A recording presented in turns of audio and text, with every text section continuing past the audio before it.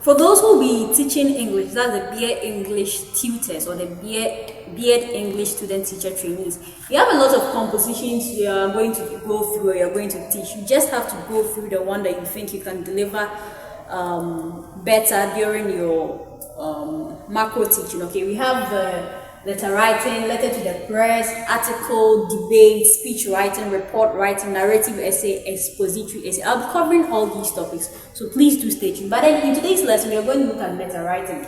Now, when we say letter writing, we have types of letter writing, okay? We have the informal, the formal, and the semi-formal. Informal letters are letters we write to our friends. And so in other words, they are called friendly letters. And mostly, they are also called pen pal letters. Pen pal is the same as friends. So we write these letters to our age mates, our peers, or our friends.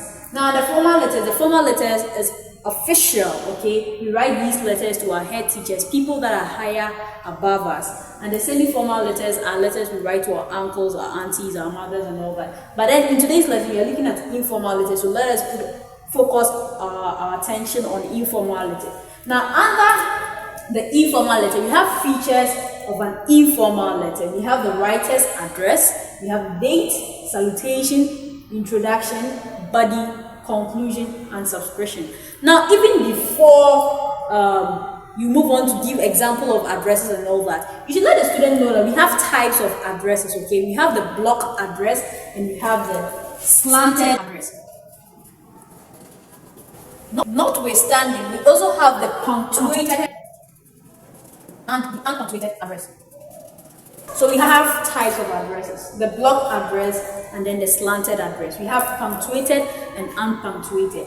Now, with the address, what we've realized is that most of the students think that the date is attached to the address. No, okay, the date also has its own format. Now, let's look at an example of a block address. So you want to see this letter writing, okay? Let's assume this is your exercise board. You should let them know that when writing an address, we begin at the the right hand. You always begin your address at the right hand corner of your booklet.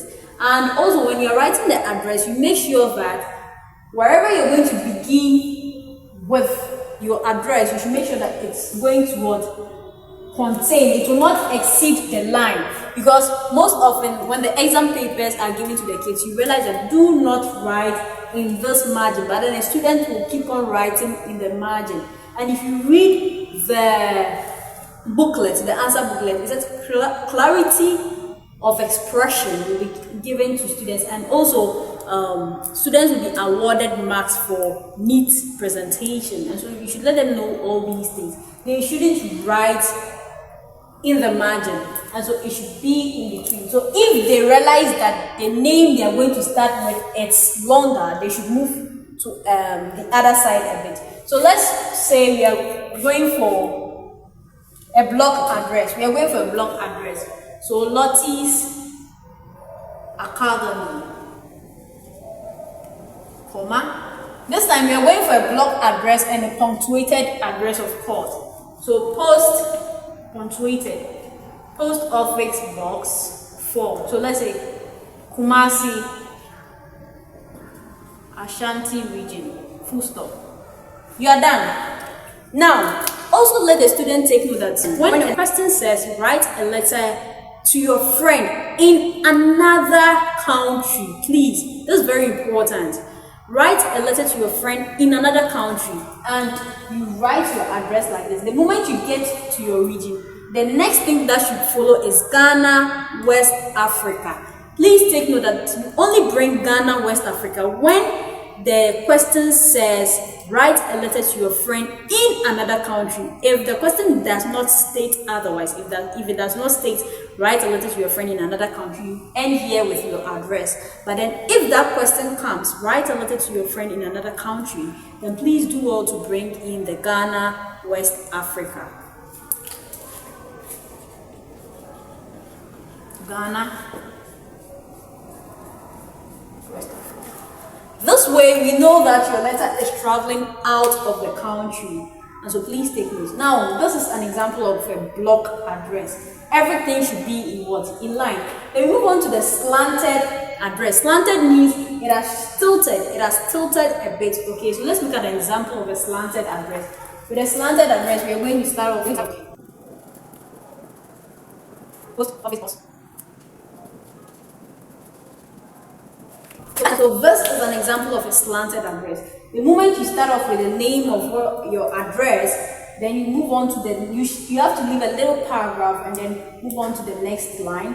When you get here, you leave a little paragraph and move on to the next line in that order. Now with the address, sometimes students do not know whom they are even, or what an address is. The address could be the name of the church they attend or the school they attend. All these are examples of addresses. Now, having known this, having known the block address and the slanted address, let's move on to date.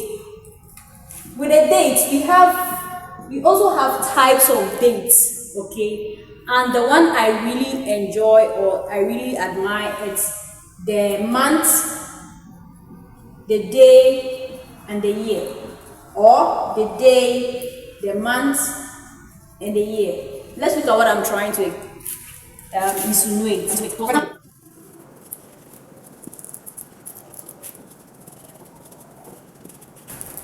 So all these are types of dates, but the one I really enjoy most is the first and second example.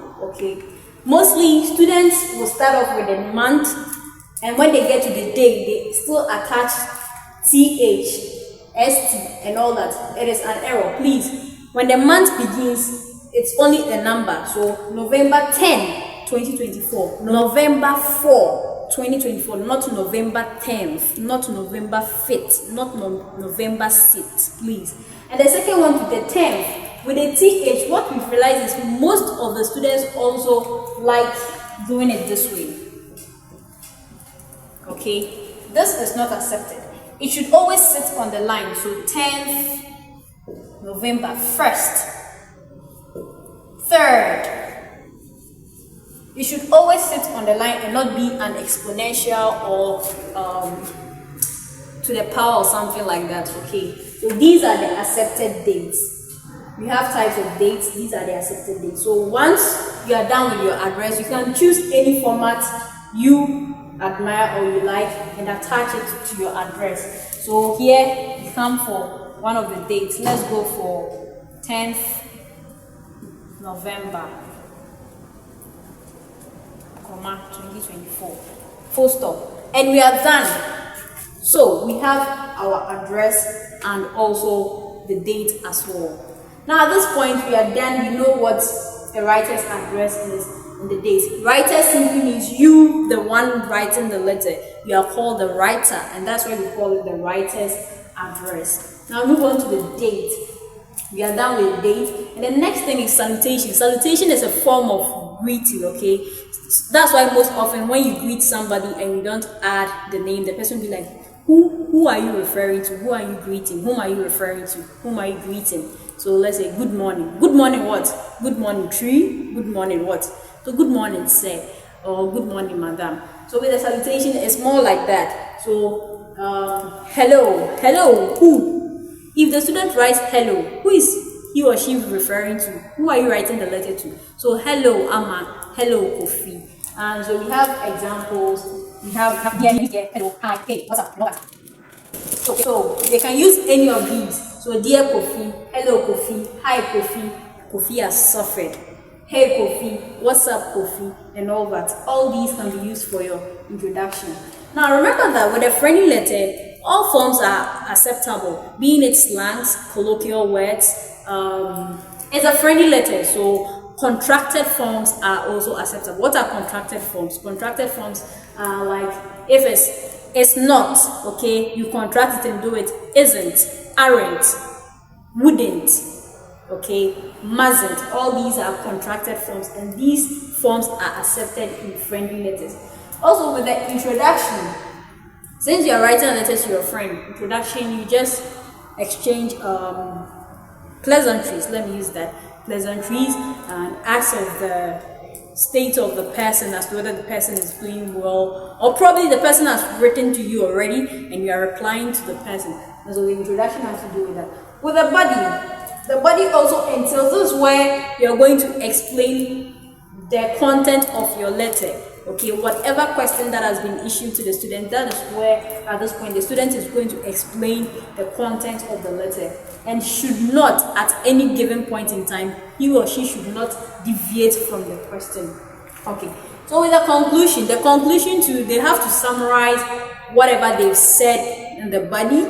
Okay, whatever they've said in the body, they will have to summarize and repeat it once again for the recipient to read, and probably still extend farewell greetings to family and friends as well. So basically that's it. With a subscription, I always have problems with subscription when it comes to friendly, formal, and semi-formal. Most of the students at this point still do not realize that with a subscription, under the friendly letter, we do not sign. Please, under friendly letter, we do not sign. And so we have various forms of the subscription. Let's look at this.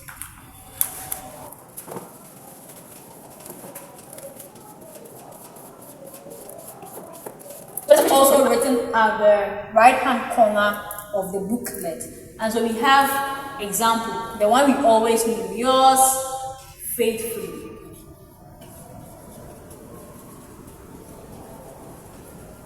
Then the student goes with comma and then write his or her first what? Her first name. Yours faithfully, then you write your first name. So let's say Evans. Yours faithfully, Evans. Now, with the yours, if a student brings comma in between the yours, that's the R and S, it is wrong. And if a student should write it like this, small letter Y with capital letter F as the faithfully, that one too is also wrong. So the correct format is this. Also, the student can go for sincerely yours or yours sincerely. If sincerely begins, the S will be capital and the Y will be what? Small. If yours should begin, yours will be capital and then the S will be what? Small. Better still, he or she could go for it's. That is, it is, it's me. Okay, comma, Jeffrey.